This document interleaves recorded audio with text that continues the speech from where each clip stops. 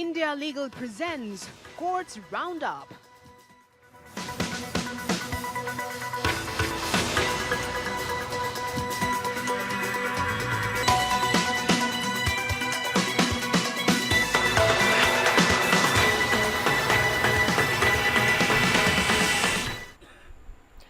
नमस्कार, courts roundup में आपका स्वागत है। मैं हूं आपके साथ उन्नति भटनागर। इस बुलेटिन में हम अगले आधे घंटे सुप्रीम कोर्ट और तमाम हाई कोर्ट्स में हुए केसों की सुनवाई की रिपोर्ट पेश करते हैं। तो चलिए शुरू करते हैं कोर्ट्स राउंडअप।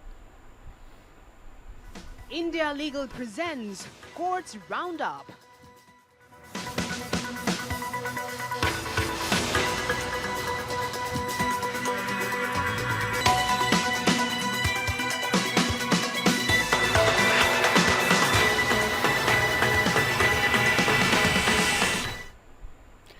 सुप्रीम कोर्ट ने बिहार में मतदाता सूची के मसले पर सुनवाई करते हुए कहा है कि अगर इस मामले में कोई विचलन होता है तो हम हस्तक्षेप करेंगे। अदालत ने राज्य निर्वाचन आयोग और भारत निर्वाचन आयोग को निर्देश दिया कि वे मतदाता सूची के संबंध में आवश्यक कदम उठाएं। बिहार में मतदाता सूची के मसले पर एक याचिका दायर की गई थी, जिसमें आरोप लगाया गया था कि मतदाता सूची में अनियमितताएं हैं और कई मतदाताओं के नाम सूची से गायब हैं।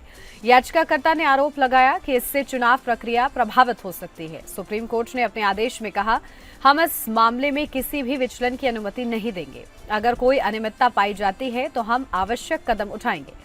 अदालत ने कहा कि मतदाता सूची की शुद्धता और पारदर्शिता सुनिश्चित करना आवश्यक है। सुप्रीम कोर्ट ने राज्य निर्वाचन आयोग और भारत निर्वाचन आयोग को निर्देश दिया कि वे मतदाता सूची के संबंध में आवश्यक कदम उठाएं और सुनिश्चित करें कि मतदाता सूची में कोई अनियमितता न हो। अदालत ने मामले की अगली सुनवाई के लिए तारीख निर्धारित की है और आयोगों से रिपोर्ट मांगी है। सुप्रीम कोर्ट का ये आदेश मतदाता सूची के मसले पर एक महत्वपूर्ण कदम है। अदालत ने स्पष्ट किया है कि वह इस मामले में किसी भी विचलन की अनुमति नहीं देगी और आवश्यक कदम उठाएगी। ये मामला बिहार में आगामी चुनावों के लिए महत्वपूर्ण है।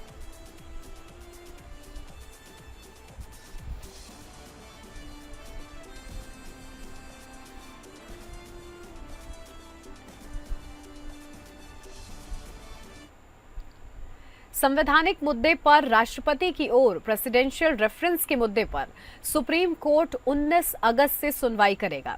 सीजेआई जस्टिस बीआर गवई की अध्यक्षता वाली 5 जजों की संविधान पीठ ने आज कहा कि 19 अगस्त से मामले पर सुनवाई की जाएगी। सुनवाई में सबसे पहले तमिलनाडु सरकार की ओर से मेंटेनेबिलिटी पर दलील रखी जाएगी। इसके बाद एजी और एसजी की दलील होगी। दोनों पक्षों को अपनी अपनी दलील 3 से 4 दिन में पूरी करनी होगी। इसके लिए सुप्रीम कोर्ट ने अपने आदेश में सुनवाई की तारीखें तय कर दी हैं। इस मामले में राष्ट्रपति द्रौपदी मुर्मू ने शीर्ष अदालत के अप्रैल के फैसले को चुनौती दी है, जिसमें राज्यपाल और राष्ट्रपति के लिए बिलों पर निर्णय लेने के लिए समय सीमा निर्धारित की गई थी। ये मामला तमिलनाडु राज्य बनाम तमिलनाडु के राज्यपाल मामले में सुप्रीम कोर्ट के अप्रैल के फैसले से संबंधित है, जिसमें अदालत ने कहा था कि राज्यपाल और राष्ट्रपति को बिलों पर निर्णय लेने के लिए उचित समय के भीतर कार्य करना चाहिए। अदालत ने कहा था कि संविधान के अनुच्छेद 200 और 201 के तहत राज्यपाल और राष्ट्रपति को बिलों पर निर्णय लेने के लिए समय सीमा का पालन करना चाहिए। सुप्रीम कोर्ट ने सभी पक्षों से 12 अगस्त तक लिखित में अपने तर्क पेश करने को कहा है। अदालत ने यह भी कहा है कि वह पहले मामले की सुनवाई योग्यता पर चर्चा करेगी। जिन पक्षों ने संदर्भ का विरोध किया है उन्हें 19, 20, 21 और 26 अगस्त को सुना जाएगा, जबकि संदर्भ का समर्थन करने वाले पक्षों को 20 अगस्त और 2, 3 और 9 सितंबर को सुना जाएगा। तमिलनाडु और केरल दोनों राज्यों ने संदर्भ का विरोध किया है और इसे सुनवाई योग्य नहीं बताया है। उनका तर्क है कि यह संदर्भ एक अपील के रूप में कार्य कर रहा है और अदालत को अपने पूर्व के निर्णयों की समीक्षा की अनुमति नहीं देता है।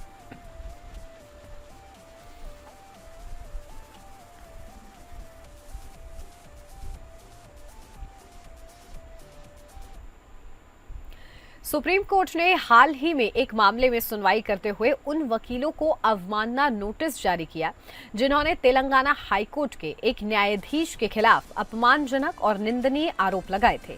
यह कार्रवाई शीर्ष अदालत द्वारा न्यायपालिका की गरिमा और न्यायाधीशों की अखंडता की रक्षा के लिए उठाए गए कदम के रूप में देखी जा रही है। इस मामले में वकीलों द्वारा लगाए गए आरोपों की जांच करने के बाद सुप्रीम कोर्ट ने स्वतः संज्ञान लिया। आरोपों की गंभीरता को देखते हुए अदालत ने वकीलों को नोटिस जारी कर जवाब मांगा है। सुप्रीम कोर्ट ने कहा है कि वह किसी भी वादी को न्यायाधीश के खिलाफ बिना सबूत के आरोप लगाने की अनुमति नहीं देगा। प्रधान न्यायाधीश आरबी गवई और न्यायमूर्ति विनोद चंद्रन की पीठ ने कहा, हम न्यायाधीशों को किसी के दबाव में नहीं आने देंगे और किसी भी वादी को उनके खिलाफ ऐसे आरोप लगाने की अनुमति नहीं देंगे। पीठ ने अपने आदेश में कहा कि वादी ने न्यायाधीश भट्टाचार्य के खिलाफ अपमानजनक आरोप लगाए हैं और उनके वकील भी ऐसे आरोप लगाने के लिए जिम्मेदार होंगे। पीठ ने ऐसे आरोपों पर कड़ी नाराजगी जताई और कहा कि अगर वादी और वकील माफी मांगते हैं तो अदालत इस पर विचार करेगी।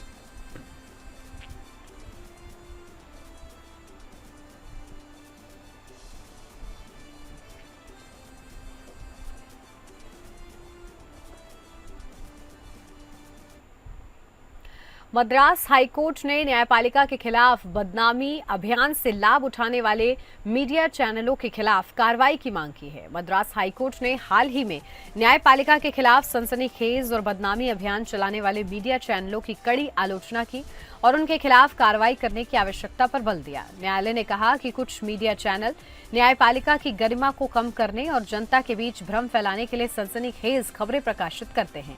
इससे न्यायपालिका की स्वतंत्रता और निष्पक्षता पर प्रश्न चिन्ह लगता है। हाईकोर्ट की यह टिप्पणी ऐसे समय में आई है जब मीडिया चैनलों द्वारा न्यायपालिका के खिलाफ की गई टिप्पणियों और खबरों को लेकर कई बार विवाद हो चुका है। न्यायालय ने कहा कि मीडिया चैनलों को अपनी रिपोर्टिंग में अधिक जिम्मेदार और निष्पक्ष होने की आवश्यकता है। मद्रास हाईकोर्ट ने न्यायपालिका के खिलाफ सनसनीखेज अभियान चलाने वाले मीडिया चैनलों की आलोचना की। न्यायालय ने ऐसे मीडिया चैनलों के खिलाफ कार्रवाई करने की आवश्यकता पर बल दिया। न्यायालय ने कहा कि मीडिया चैनलों को न्यायपालिका की गरिमा का सम्मान करना चाहिए और सनसनीखेज खबरें प्रकाशित करने से बचना चाहिए। न्यायालय ने मीडिया चैनलों से अपनी रिपोर्टिंग में अधिक जिम्मेदार और निष्पक्ष होने का आग्रह किया है। ये मामला सुप्रीम कोर्ट के उस फैसले की याद दिलाता है जिसमें कहा गया था कि नफरत फैलाने वाली बातें एक बड़ा खतरा है और इसे रोकना होगा। सुप्रीम कोर्ट ने कहा था कि टीवी चैनलों को नफरती भाषण के प्रचार में शामिल होने से बचना चाहिए और अपनी रिपोर्टिंग में निष्पक्षता बनाए रखनी चाहिए।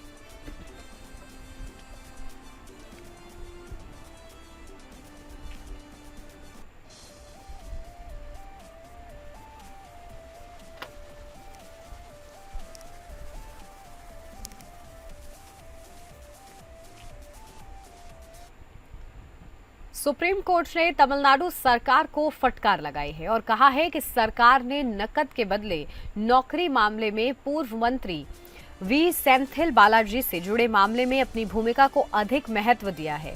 अदालत ने कहा कि सरकार की भूमिका केवल जांच एजेंसी की मदद करने तक सीमित नहीं होनी चाहिए। यह मामला नकद के बदले नौकरी घोटाले से संबंधित है जिसमें पूर्व मंत्री वी सेंथिल बालाजी का नाम आया है। मामले में जांच एजेंसी ने आरोप लगाया है कि बालाजी ने अपने पद का दुरुपयोग करके नौकरियों के बदले में पैसे लिए थे। जांच एजेंसी ने बालाजी के खिलाफ आरोप पत्र दायर किया है और मामले की जांच कर रही है। सुप्रीम कोर्ट ने तमिलनाडु सरकार की भूमिका पर सवाल उठाते हुए कहा है कि सरकार ने अपनी भूमिका को अधिक महत्व दिया है और जांच एजेंसी की स्वतंत्रता पर सवाल उठाया है।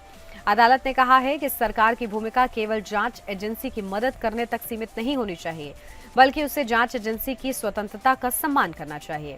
सरकार की भूमिका जांच एजेंसी की मदद करने तक सीमित नहीं होनी चाहिए। सरकार को जांच एजेंसी की स्वतंत्रता का सम्मान करना चाहिए और उन्हें अपने काम करने की आजादी देनी चाहिए। सरकार की भूमिका केवल यह सुनिश्चित करने तक सीमित होनी चाहिए कि जांच एजेंसी को अपने काम करने के लिए आवश्यक संसाधन और समर्थन प्रदान किया जाए। जांच एजेंसी की स्वतंत्रता बहुत महत्वपूर्ण है। जांच एजेंसी को अपने काम करने की आजादी होनी चाहिए और उन्हें किसी भी तरह के दबाव या प्रभाव से मुक्त होना चाहिए। जांच एजेंसी की स्वतंत्रता सुनिश्चित करने के लिए सरकार को आवश्यक कदम उठाने चाहिए। सुप्रीम कोर्ट ने मामले में आगे की सुनवाई के लिए तारीख निर्धारित की है और सरकार से जवाब मांगा है। अदालत का फैसला इस मामले में सरकार की भूमिका और जांच एजेंसी की स्वतंत्रता के संबंध में एक महत्वपूर्ण मार्गदर्शन प्रदान करेगा। इस मामले में आगे की कार्रवाई से यह तय होगा कि सरकार की भूमिका और जांच एजेंसी की स्वतंत्रता के संबंध में क्या निर्णय लिया जाएगा।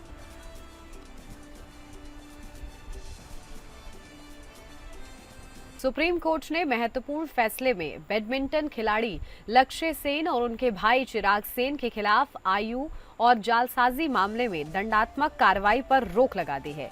यह मामला उनके जन्म प्रमाण पत्र में कथित हेराफेरी से संबंधित है, जिसमें आरोप लगाया गया है कि उन्होंने अपनी उम्र लगभग 2.5 साल कम दिखाई थी ताकि वे जूनियर बैडमिंटन टूर्नामेंट में भाग ले सके और सरकारी लाभ प्राप्त कर सके। यह विवाद एमजी नागराज द्वारा दर्ज कराई गई एक निजी शिकायत के साथ शुरू हुआ, जिसमें आरोप लगाया गया कि सेन परिवार ने लक्ष्य और चिराग की उम्र कम दिखाने के लिए जन्म प्रमाण पत्र के रिकॉर्ड में हेराफेरी की है। कर्नाटक हाईकोर्ट ने सेन परिवार की याचिका खारिज कर दी थी, जिसमें जांच को रद्द करने की मांग की गई थी। इसके बाद सेन परिवार ने सुप्रीम कोर्ट का रुख किया।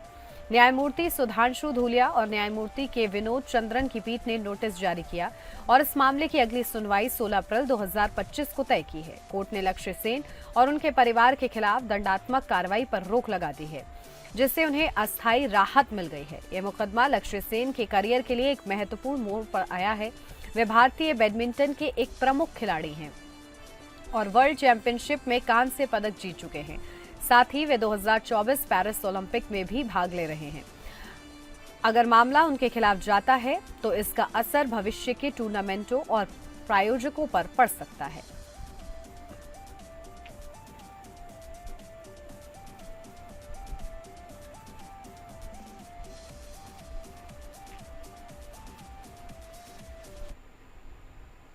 बॉम्बे हाईकोर्ट ने हाल ही में एक महत्वपूर्ण फैसले में किर्लोस्कर ट्रेडमार्क के लाइसेंसिंग पर लगी पूर्ण रोक पर स्थगित कर दिया है।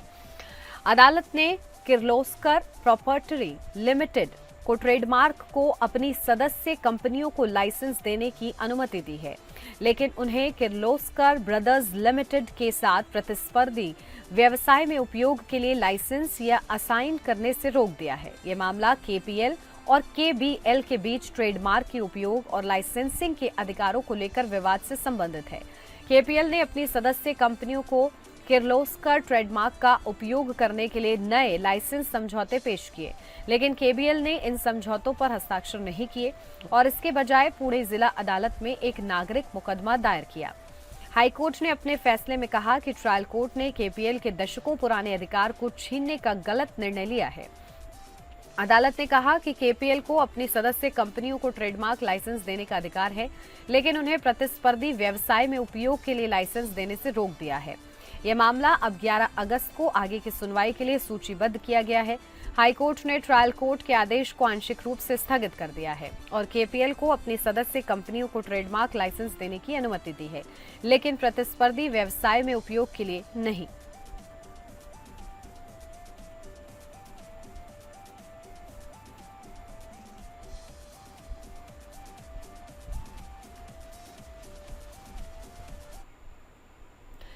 कर्नाटक हाईकोर्ट ने डीएनए एंटरटेनमेंट की ओर से दायर याचिका पर सुनवाई की, जिसमें बेंगलुरु स्टैम्पेड मामले में न्यायिक जांच रिपोर्ट को चुनौती दी गई है। यह याचिका डीएनए एंटरटेनमेंट ने याचिका जांच रिपोर्ट के खिलाफ दायर की है, जिसमें आरोप लगाया गया है कि रिपोर्ट में उनके खिलाफ गलत और एकतरफा टिप्पणियां की गई हैं।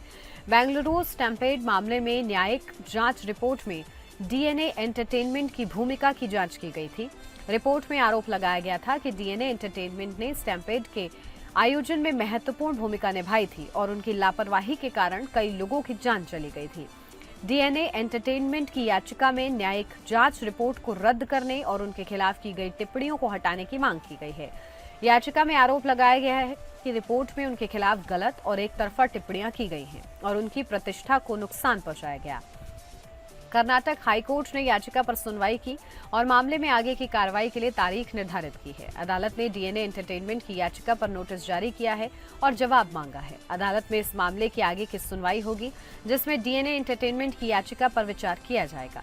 अदालत के फैसले से यह तय होगा कि न्यायिक जांच रिपोर्ट में डीएनए एंटरटेनमेंट के खिलाफ की गई टिप्पणियां सही हैं या नहीं।